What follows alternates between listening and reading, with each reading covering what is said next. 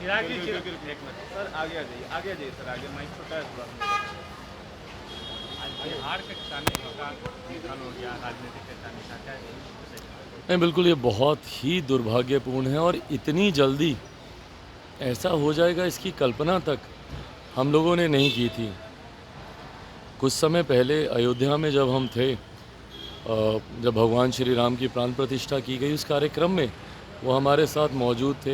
Airport पर लंबी घंटों तक हम लोग की बातचीत हुई, एक साथ हम लोग आए, बहुत पुरानी बातें, पापा के साथ की बातें, बहुत परिवार के साथ थे, बहुत सारी ऐसी बातें हम लोगों के बीच हुई और उस वक्त तक किसी को जानकारी भी नहीं थी कि वो किसी ऐसी बीमारी से वो ग्रस्त है।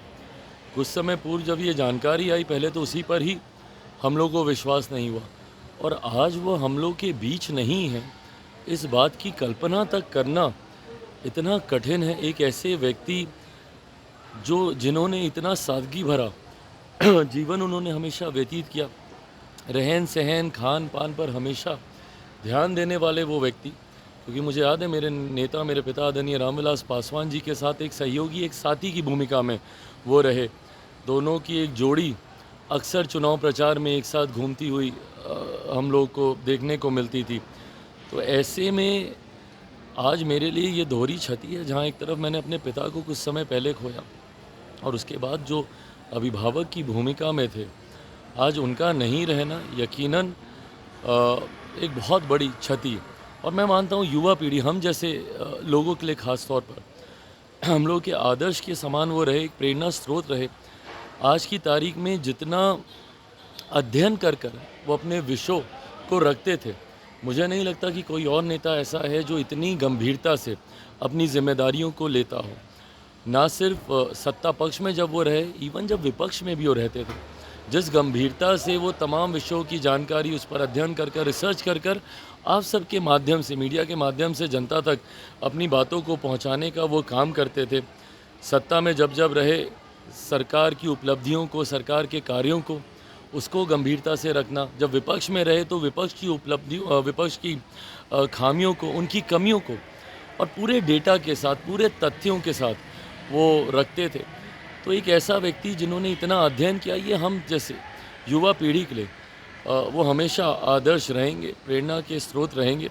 आज जब वो हम लोग के बीच नहीं है, मैं अपनी तरफ से, अपने परिवार की तरफ से, क्योंकि उनके साथ वो पारिवारिक संबंध हमेशा से रहे हैं, अपनी तरफ से, अपनी परिवार की तरफ से, मेरी पार्टी लोक जनशक्ति पार्टी रामविलास की तरफ से उनको भावभीनी श्रद्धांजलि।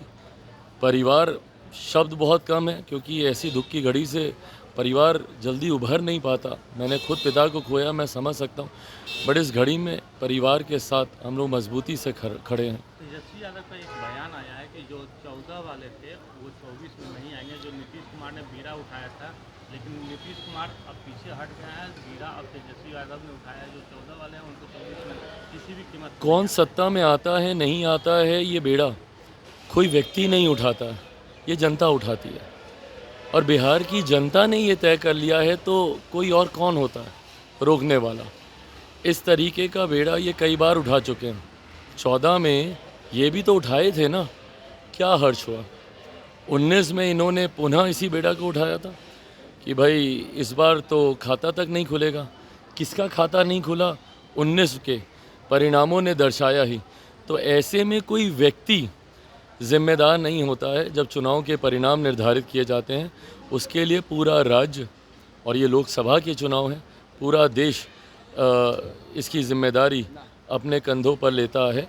और मुझे लगता है देश ने ये मन बना लिया है कि इस बार तीसरी बार प्रधानमंत्री जी को प्रधानमंत्री बनाना है। आज प्रधानमंत्री जी का नामांकन है।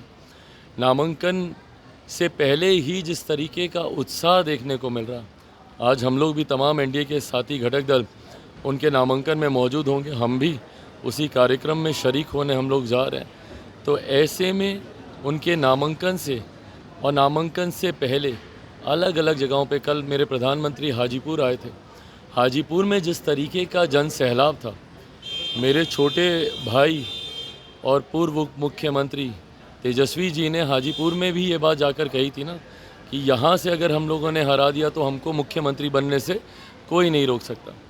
कल आप देखिएगा हाजीपुर में जिस तरीके का एक जन सैलाब देखने को मिला और जिस तरीके से प्रधानमंत्री जी का आशीर्वाद मुझे मिला, उनके तमाम वो शब्द जिन्होंने मेरे मनोबल को बढ़ाने का काम किया, कल जिस तरीके से उन्होंने मेरी छोटी छोटी बातों तक का जिक्र किया कि कैसे 2014 से वो इस बात को देखते थे कि मैं पार्लियामेंट में को कितनी गंभीरता से मैं लेता हूँ, उनकी ये तमाम बातें और उनकी ये बातें हर एक प्रत्याशी के मनोबल को बढ़ाती हैं, लोगों में उत्साह उत्पन्न करती है और इस उत्साह ने ये बेड़ा उठाया हुआ है कि प्रधानमंत्री जी को तीसरी बार देश का प्रधानमंत्री बनाना है और बहुत जल्द, अब तो दिन भी समीप ही है, 4 जून को परिणामों में देखने को भी मिलेगा। सर, कल तेजस्वी यादव ने कहा है सर, प्रधानमंत्री जो भावुक हुए थे रामविलास पासवान को लेकर के, तेजस्वी यादव ने कहा है कि ये सब ड्रामा अब करके कोई फायदा नहीं होगा। रामविलास पासवान की पार्टी जो आज वजूद में नहीं है, उसको पीछे नरेंद्र मोदी ने वजूद उसका खत्म किया है। भाई ये लोग ना राजनीतिक लड़ाई या राजनीतिक द्वेष में इतना ज़्यादा उलझे हुए हैं कि कभी व्यक्तिगत संबंधों को ये लोग समझ ही नहीं पाएंगे। इन लोगों में वो भावना ही नहीं है। अगर व्यक्तिगत संबंध को अगर ये समझते तो इनके सामने जो इनकी माँ समान है, उनको जब गाली दी जा रही थी मेरे परिवार को, तो ये आपत्ति दर्ज कराते। अगर ये व्यक्तिगत रिश्तों को समझते जो इनके परिवार के लोगों ने ज़रूर निभाए हैं, मैं श्रेय ज़रूर दूंगा कि आदरणीय लालू जी ने दलगत राजनीति से उठकर, और मेरे नेता ने भी, आज अगर उनके प्रशंसक हर दल में हैं, क्योंकि दलगत राजनीति से उठकर व्यक्तिगत संबंधों को निभाया गया है, जो कि संभवतः इनकी पीढ़ी में देखने को अभाव मिलता है, इसीलिए समझ नहीं पाएंगे। प्रधानमंत्री जी का